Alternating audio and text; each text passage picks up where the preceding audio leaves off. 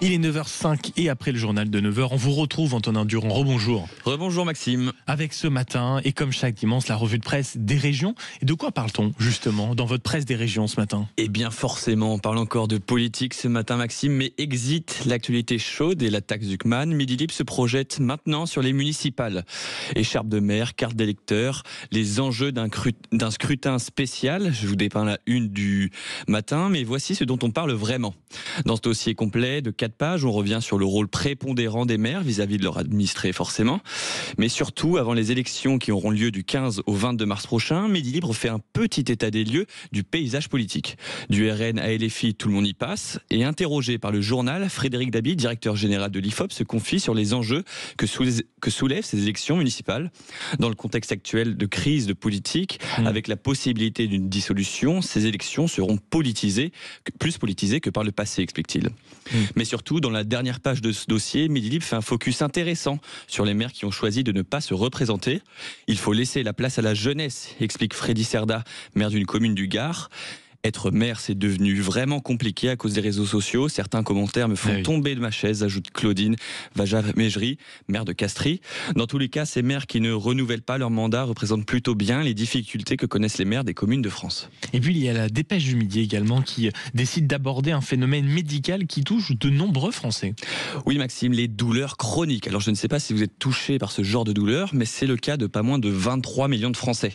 Et c'est donc la une de la Dépêche du Midi qui titre « Le calvaire des douleurs chroniques ». Et Maxime, la situation à ce sujet s'aggrave en France. 42% des Français en souffriraient selon un baromètre de la douleur chronique. Alors forcément, les associations militent pour la mise en place d'actions nationales à ce sujet. Surtout à l'heure où on doit rendre des comptes pour le budget 2026, on apprend dans le papier de la Dépêche que les douleurs chroniques coûtent cher. Très cher à la sécurité sociale puisque le surcoût s'élève à 1,2 million d'euros en 2025. 1,2 milliard même. 1,2 milliard, pardon.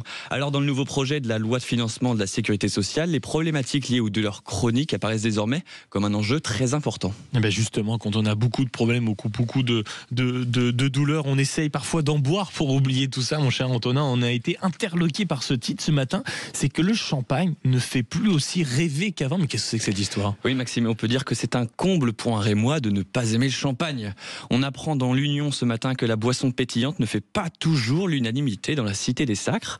Je n'ai aucun plaisir à déguster du champagne, quelle que soit la maison, ou encore je me suis tourné vers la bière qui est plus abordable et moins pervertie par le profit.